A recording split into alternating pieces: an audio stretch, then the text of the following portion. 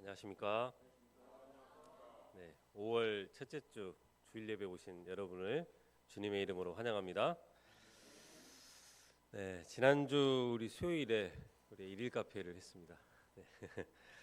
예, 수요일과 목요일 이틀간 하려고 했는데 5월 1일 날 캠퍼스가 대부분 휴강을 해가지고 수요일만 우리가 진행을 하게 됐습니다. 일일 카페를 통해서 우리 조선대 캠퍼스에 복음을 전하게 하셔서 하나님께 감사를 드립니다. 또 하나님께서 많은 양들을 보내주셨는데 양들이 왔던 양들이 1대1과 또 예배로 연결될 수 있기를 기도합니다.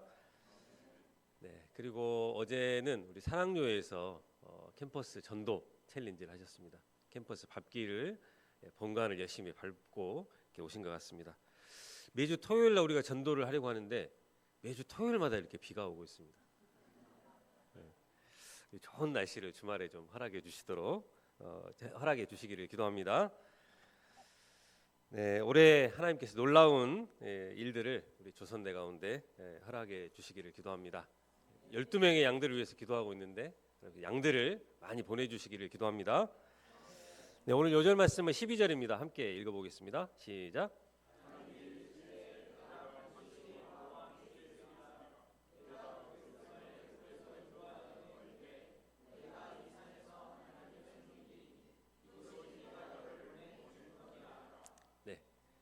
말씀을 시작하겠습니다.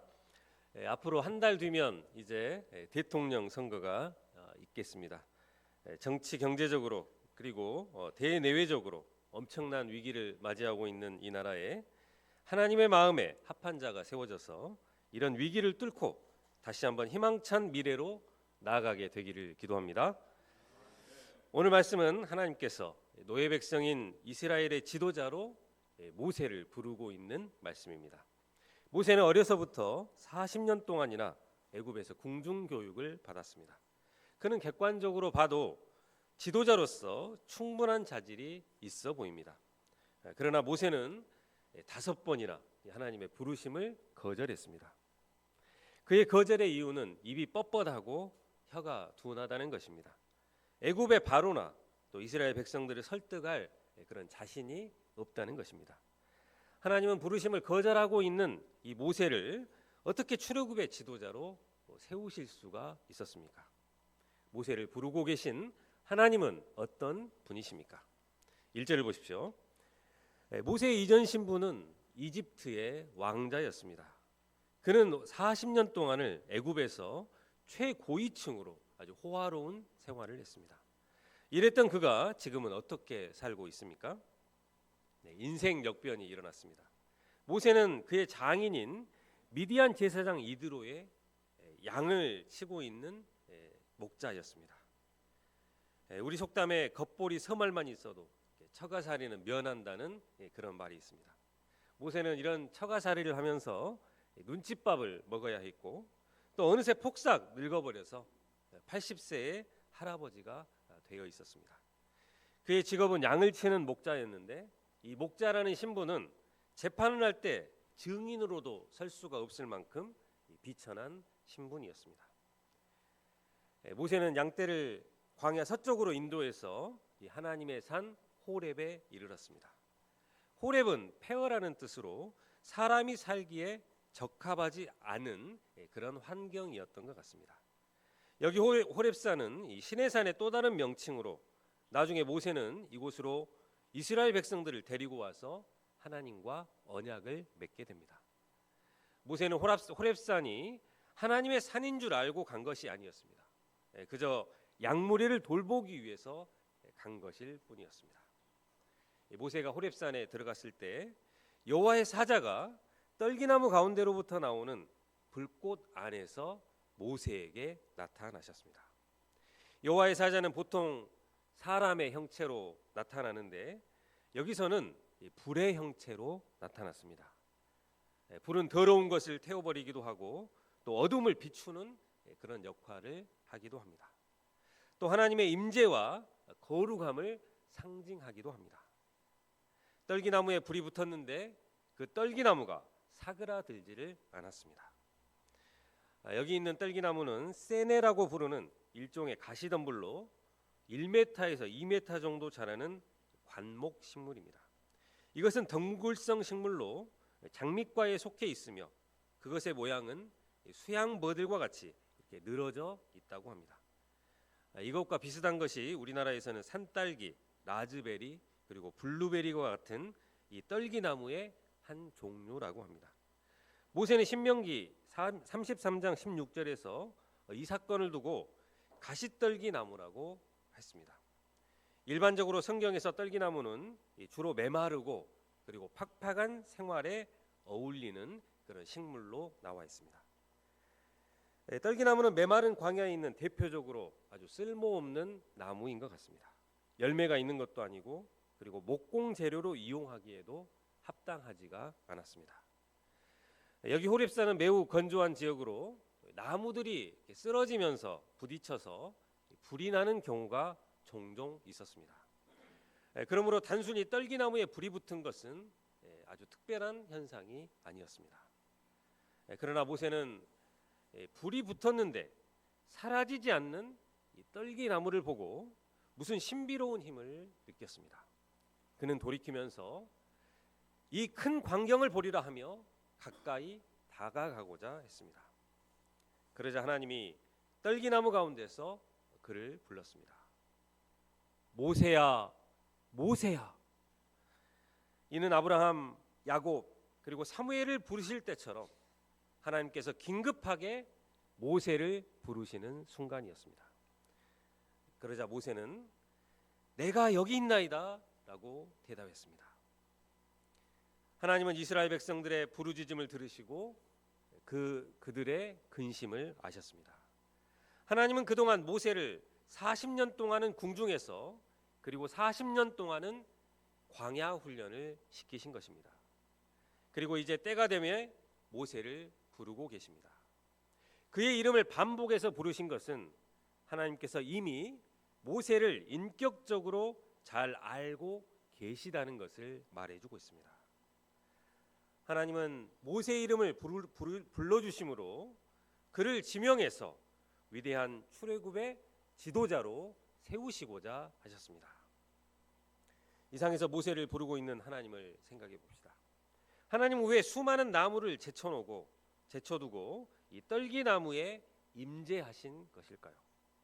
여기에는 어떤 의미가 담겨져 있는 것일까요?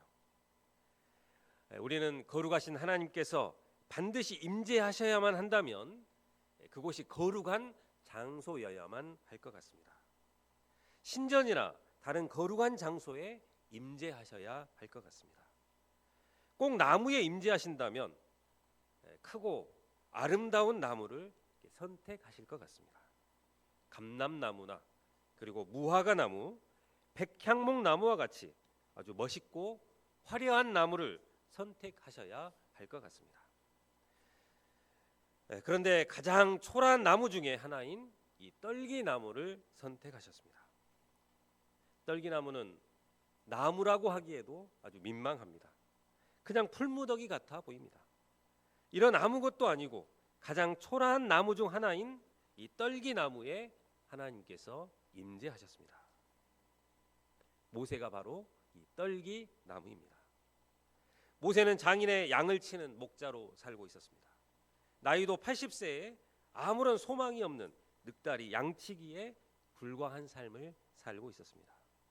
남들이 볼 때 초라하고 쓸모없는 것 같이 여겨지지만 하나님은 이런 모세에게 찾아오신 것입니다. 떨기나무에 임재하신 하나님은 노예 백성으로 살아가고 있는 이 이스라엘과 함께 하시는 하나님이십니다. 영토도 없고 주권도 없이 애굽에 의해서 노예가 되어서 학대받고 있는 이스라엘을 사랑하셨습니다. 떨기나무와 같은 이스라엘 백성들을 하나님은 사랑하십니다. 그들의 부르짖는 고통을 들으시고 아시고 기억하셔서 그들을 구원하시는 사랑의 하나님이십니다. 떨기나무와 같은 이스라엘을 사랑하시고 그들과 함께 하신 하나님은 오늘날 떨기나무와 같은 우리의 모임도 사랑하시고 하나님께서 친히 임재하여 주십니다. 우리는 아무런 사랑할 만한 그런 가치도 없는데 그분이 우리에게 오셔서 우리를 불타오르게 해주십니다. 모세는 40년을 애굽에서 보냈습니다. 인간적으로만 보면 왕궁에서는 화려하고 멋진 생활을 할 수 있었습니다. 그러나 그것들은 모두 영혼을 갈아 넣어야 했습니다. 왕의 자격을 인정받기 위해서 모세는 힘을 써야 했고, 성공과 성취를 위해서 무한 경쟁을 이겨내고 또 버텨낼 수가 있어야 했습니다. 그는 왕관의 무게를 견뎌야 했습니다. 그의 젊은 시절 그는 불타올랐습니다. 고난받는 그의 백성들을 위해서 의로운 분노에 휩싸였습니다. 그래서 자기 형제를 치는 것을 보고 참다 못해서 그를 죽이고 모래 속에 감추어 버렸습니다. 모세는 불타오르는 것으로 인해서 소멸되어지고 사그라들 수밖에 없었습니다. 그런데 하나님은 모세에게 가시덤불이지만 사그라들지 않는 불로서 앞으로 모세가 소멸되지 않을 것을 보여주셨습니다. 세상의 모든 부르심은 전성기가 있고 또 사그라들기 마련입니다. 그러나 주님의 부르심은 우리를 소멸되지 않게 하시고 우리를 영원하게 하십니다. 주님의 부르심은 기념되어지고 또 기억되어집니다. 하나님이 놀랍게 갚아주십니다. 우리는 이 떨기나무와 같이 아무런 쓸모없는 자들인 것 같습니다. 그러나 하나님께서 이런 떨기나무에 임재하여 주시고 그의 능력을 나타내 주십니다. 하나님께서 떨기나무와 같은 우리 각자에게 찾아와 주시고 강력하게 임재하여 주셔서 우리 한 사람 한 사람을 불타오르게 하시고 우리를 모세와 같이 사용하여 주시기를 기도합니다. 5절 말씀을 보십시오. 모세는 자신이 발로 밟고 선 땅은 아무런 쓸모없는 땅이요 또 저주받은 땅이며 버림받고 무가치하고 아주 무의미한 땅이라고 생각했습니다. 그러나 하나님은 지금 모세가 발로 밟은 땅이 그런 땅이 아니라 거룩한 땅이라고 말씀하십니다. 왜 그렇습니까? 그 땅에 거룩하신 하나님께서 임재하셨기 때문입니다. 하나님께서 임재하시면 운명과 저주의 땅이 섭리의 땅이 되고 무의미하고 무가치한 땅이 유의미하고 가치 있는 그런 땅으로 변화가 됩니다. 이 하나님 앞에서 모세와 저희들이 가져야 할 자세가 무엇입니까? 그것은 거룩하신 하나님의 임재 앞에서 이 더러운 신발을 벗는 것입니다. 내가 선 곳은 거룩한 땅이니 내 발에서 신을 벗으라.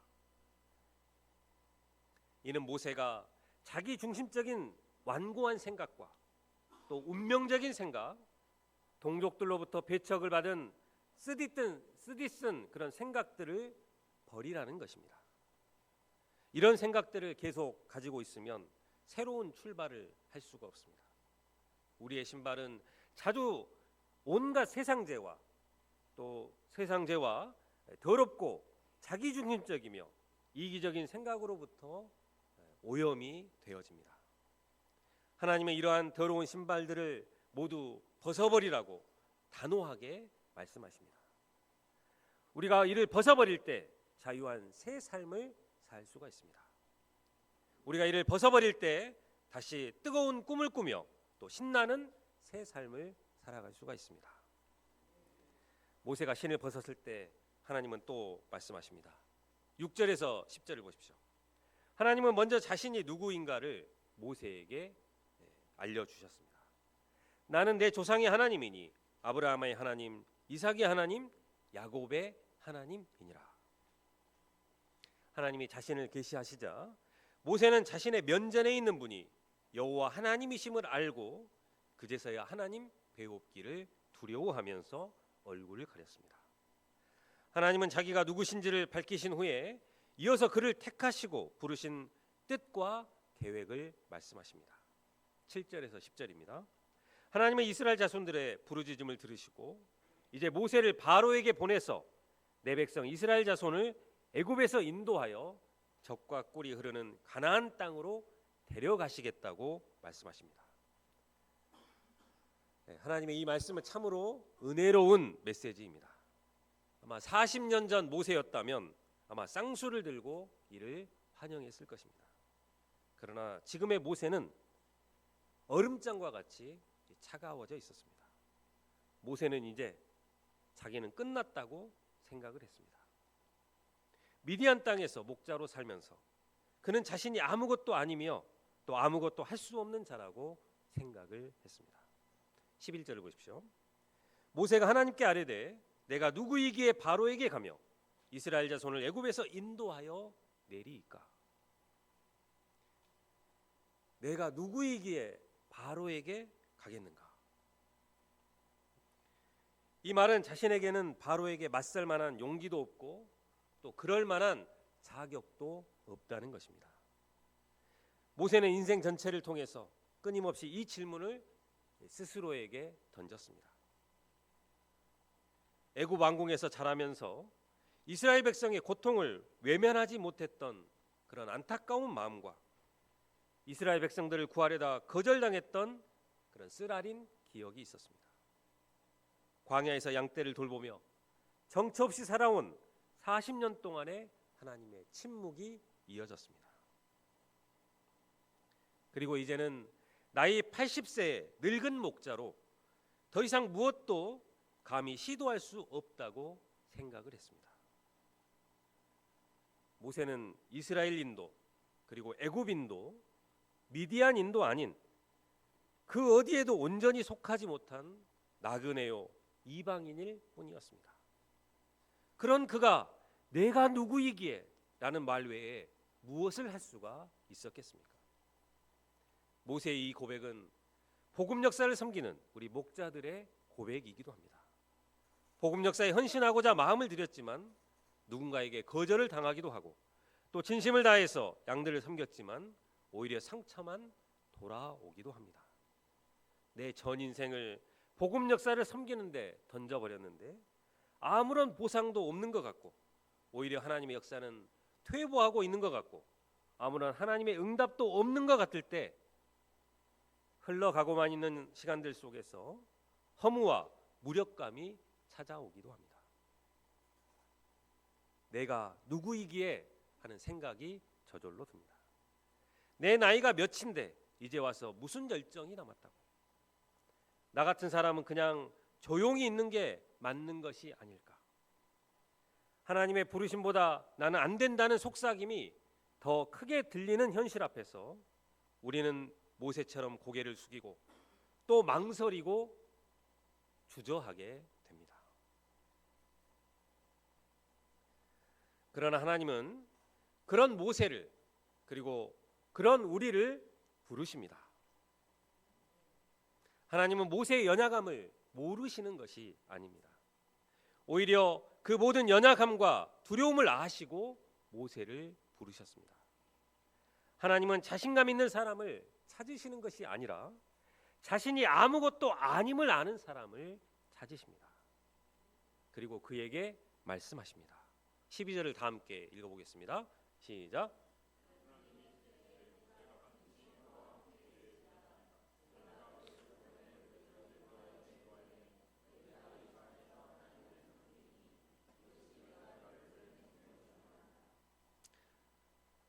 하나님은 무작정 모세의 등을 떠밀어서 보내신 것이 아닙니다.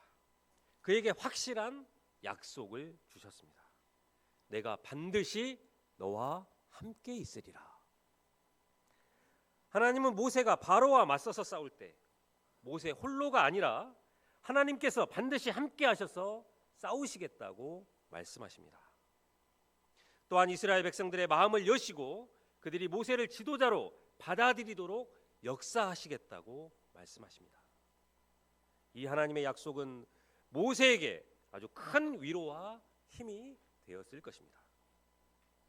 우리 역시 나 자신을 바라보면 자꾸 마음이 약해지고 또 자신감이 꺾일 때가 많이 있습니다. 왜냐하면 우리는 우리 자신의 연약함과 한계를 누구보다도 나 자신이 잘 알고 있기 때문입니다. 그러나 우리가 붙들어야 할 것은 우리 자신에 대한 신뢰가 아니라 우리와 함께 하시는 이 하나님의 약속입니다. 내가 반드시 너와 함께 있으리라. 이 말씀을 굳게 붙드는 것이 사명을 감당할 수 있는 진정한 힘의 원천이 되는 것입니다. 오늘날 우리도 모세와 같이 캠퍼스 양들을 출애굽시키는 그런 사명을 받은 자들입니다. 내가 받은 사명에 비해 우리가 가진 능력은 아무것도 없는 것 같습니다. 도리어 이 역사에 방해만 되는 것이 아닌가 하는 생각이 들 때도 있습니다. 그러나 이 캠퍼스 역사도 내가 가진 능력을 통해 일어나는 것이 아닙니다. 하나님께서 이루시는 하나님의 역사입니다. 그동안 일일 카페를 통해서 캠퍼스에 복음을 전하게 하시고 우리 황효진, 한휘, 홍종효, 그리고 김혜중, 이대연, 김혜담, 이준수 우리 형제 자매님들을 보내주셨습니다. 우리와 반드시 함께 하시겠다고 말씀하시는 하나님은 더욱 놀라운 일들을 이루어 주실 것입니다. 사막에 강을 내시고 광야에 길을 내실 것입니다. 우리가 내 능력과 나의 한계만 보는 것이 아니라 내가 반드시 너와 함께 있으리라 라고 말씀하시는 하나님을 바라보고 믿음을 가질 수 있기를 기도합니다. 하나님을 믿는 믿음을 가지고 도전하는 자들에게 계속해서 양들을 보내주실 것입니다. 우리가 조선대에 12명의 양들을 보내주시도록 기도했는데 하나님께서 더 넘치게 보내어 주실 것입니다. 우리가 계속해서 이러한 믿음을 가지고 캠퍼스에 도전하여 제자 양성의 역사를 이어갈 수 있기를 기도합니다. 하나님은 모세에게 내가 반드시 너와 함께 있으리라고 약속하신 뒤에 이렇게 덧붙이십니다. 내가 그 백성을 애굽에서 인도하여 낸 후에 너희가 이 산에서 하나님을 섬기리니 이것이 내가 너를 보낸 증거니라. 하나님은 모세에게 지금 당장 보여줄 수 있는 눈에 띄는 기적이나 표적을 증거로 주신 것이 아니라 오히려 아직 이루어지지 않은 장차 반드시 성취될 미래의 일을 증거로 내세우셨습니다. 바로 이스라엘 백성이 출애굽한 후에 시내산에서 하나님을 예배하게 될 일입니다. 어떤 면에서 이것은 모세가 기대한 즉각적인 증거로는 적합해 보일지 않을 수 있습니다. 그러나 하나님은 모세에게 너는 반드시 이 사명을 이루게 될 것이고 그 완성된 사명 자체가 내가 너를 보낸 증거가 될 것이라고 말씀하시는 것입니다. 하나님은 모세에게 지금은 아무것도 보이지 않지만 말씀을 믿고 걸어가라고 말씀하십니다. 믿음은 당장의 눈에 보이는 것으로 확신을 얻는 것이 아니라 하나님의 약속이 반드시 이루어질 것을 믿고 그 길을 걸어가는 것입니다. 모세도 그 약속을 따라서 광야의 여정을 시작했고 그 사명이 이루어졌을 때 비로소 하나님의 부르심이 진짜였음을 그리고 하나님의 말씀은 결코 헛되지 않았음을 깨닫게 되었을 것입니다. 하나님께서 반드시 함께 해주신다는 그런 약속을 들은 모세는 여전히 한 가지 걱정이 있었습니다. 13절을 보십시오. 모세가 이스라엘 자손들에게 가서 너희의 하나님이 나를 보내셨다고 하면 그들이 그의 이름이 무엇이냐고 물을 것인데 내가 무엇이라고 답변을 해야 하는가가 한 가지 걱정이었습니다. 이 질문은 단순히 백성들이 무엇을 물을지를 대비하기 위해 질문한 것이 아니었습니다. 사실 이 질문은 모세 자신의 내면에서 나온 실존적인 질문이었습니다. 하나님, 당신은 누구십니까? 당신이 살아계신다면 왜 이스라엘은 400년 동안이나 노예로 살아야 했습니까? 왜 저는 동족에게 거절을 당했고 또 모든 것을 잃어버린 채 40년 동안을 광야에서 살아야만 했던 것입니까? 정말 하나님이 저와 함께 하신다고 하셨지만 그 하나님은 도대체 어떤 분이십니까? 모세는 이스라엘 백성들을 핑계로 하나님의 이름을 물었지만 사실 자신이 그 하나님의 이름을 듣고 싶었던 것입니다. 자신을 부르신 하나님이 어떤 분이신지 알고 싶었던 것입니다. 이에 하나님은 모세에게 대답해 주십니다. 14절 말씀을 다 함께 읽어보겠습니다. 14절입니다. 시작.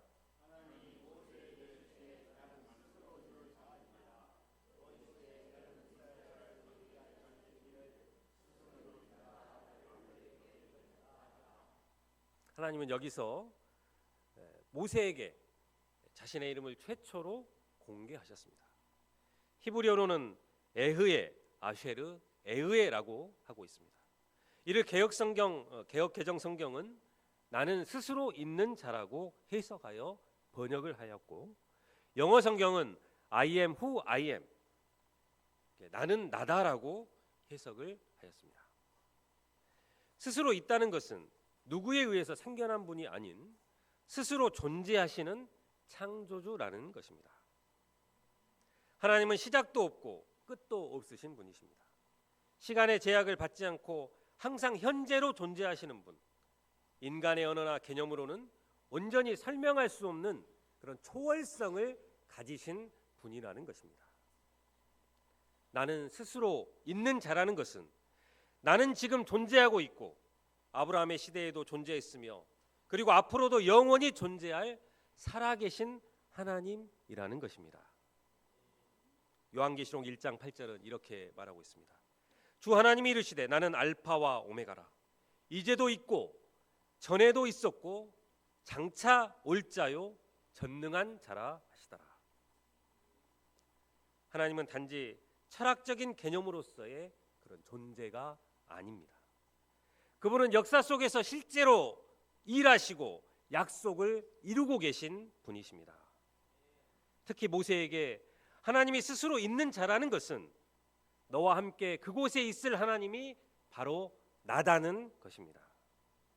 모세, 내가 어디에 있든지 상관없이 그곳에 너와 함께 있을 하나님이라는 것입니다. 이것은 임마누엘의 하나님을 말씀하고 있습니다. 함께 하시는 하나님, 너는 어느 곳이든지 어떤 환경에 있든지 그곳에 나도 너와 함께 있겠다는 것입니다.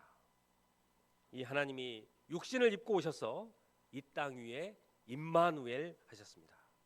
임마누엘 하신 예수님은 그의 제자들에게 내가 그라고 선포하셨습니다. 요한복음에는 예수님의 에고 에이미가 계속해서 열거되고 있습니다. 나는 생명의 떡이다. 나는 세상의 빛이다. 나는 선한 목자다. 나는 부활이요 생명이다. 나는 길이요 진리요 생명이다. 나는 참 포도나무라고 자신을 선포하십니다. 이러한 이름은 그 사람이 행할 일과 또 그의 성품을 상징하고 있습니다. 예수님이 이렇게 다양한 이름으로 자신을 선포하신 것은 각각 주님이 이루실 역사에 대한 그분의 고유한 성격을 드러내주고 있습니다. 이 임마누엘 예수님은 마태복음 28장 19절 20절에서 부활하신 후 제자들에게 세계 선교의 사명을 맡기시면서 이렇게 약속하셨습니다. 그러므로 너희는 가서 모든 민족을 제자로 삼으라. 볼지어다 내가 세상 끝날까지 너희와 항상 함께 있으리라. 예수님께 사명을 받은 제자들도 능력이 있어서가 아니라 이 약속을 믿고 나아갔기 때문에 전 세계에 복음을 전할 수가 있었습니다. 그들과 함께 하신 주님께서 그들 가운데 역사하셨기 때문입니다. 오늘날 우리도 마찬가지입니다. 우리는 여전히 부족하고 연약하지만 하나님이 나와 함께 하신다는 믿음으로 한 걸음씩 나아간다면 하나님께서 모든 힘든 문제들을 해결해 주시고 굳게 닫힌 양들의 마음도 친히 열어줄 것입니다. 그러므로 우리도 이 말씀을 마음에 새겨야겠습니다. 내가 반드시 너와 함께 있으리라. 그런데 내가 반드시 너와 함께 있으리라고 말씀하신 하나님은 모세의 일생에서 80세부터 죽을 때까지만 함께 해주시는 분이십니까? 그 이전에는 방관하셨는데 지금부터 그와 함께 해주신다는 것입니까? 그렇지가 않습니다. 사실 하나님은 모세가 태어나기 전부터 그를 지명하여 부르셨고 모세의 부모가 나일강 갈대숲에 그를 버려야 했을 때도 그의 참 부모이신 하나님은 그를 물속에서 구원하사 애굽의 공주에게서 자라게 하셨습니다. 40년 동안의 애굽의 공중 생활에서도, 그리고 40년 동안의 미디안 광야 생활에서도 하나님은 모세와 늘 함께 하셨습니다. 하나님은 한순간도 모세를 떠나신 적이 없으셨습니다. 그분은 언제나 함께 하시면서 때가 이를 때까지 조용히 준비시키시고 계셨던 것입니다. 하나님은 단지 우리가 사명을 받을 때만, 그리고 눈에 띄는 일을 할 때만 함께 하시는 분이 아니십니다. 우리가 연약하고 실패하고 그리고 아무것도 아닌 것처럼 보이는 그런 시간에도 하나님은 우리를 눈동자와 같이 지켜주시고, 그리고 하나님의 때를 기다리시면서 준비하시는 분이십니다. 모세에게 지난 80년이 헛된 시간이 아니었던 것처럼 우리의 지금 이 시간이 절망의 시간이 아닙니다. 하나님은 지금도 나와 함께 하시며, 그리고 나의 삶을 하나님의 뜻을 이루는 도구로 만들어가고 계십니다. 그러므로 낙심하지 마십시오. 내가 반드시 너와 함께 있으리라는 이 하나님의 약속은 모세에게만 주어진 말씀이 아닙니다. 오늘 우리에게도 주시는 하나님의 살아있는 말씀입니다. 이 하나님을 신뢰하며 걸어갈 때 우리 삶의 평범한 순간들조차도 하나님의 위대한 역사의 일부가 될 줄로 믿습니다. 결론적으로 이스라엘 백성들의 부르짖음을 들으신 하나님은 때가 되매 모세를 출애굽의 지도자로 부르셨습니다. 그를 지명한 것으로 끝내신 것이 아니라 불붙은 떨기나무로 그의 관심을 유도하시고 모세야 모세야 그의 이름을 부르셨습니다. 5번이나 사용하고 있는 모세를 감당해 주시고 내가 반드시 너와 함께 있으리라고 그에게 약속해 주셨습니다. 이 하나님 앞에 인간 조건은 아무런 문제가 되지 않습니다. 말을 못하는 것도 문제가 아니고 학력이 문제가 되는 것도 아닙니다. 좀 더디고 무능해도 문제가 되질 않습니다. 하나님은 우리의 능력에 상관없이 반드시 함께 하심으로 놀라운 일들을 이루어 주실 것입니다. 이 하나님께서 올해 조선대 12명의 제자들을 보내어 주시기를 기도합니다. 12명의 제자 양성 역사에 우리들을 모세와 같이 써 주시기를 기도합니다. 요절 말씀 12절을 읽고 기도하겠습니다. 시작.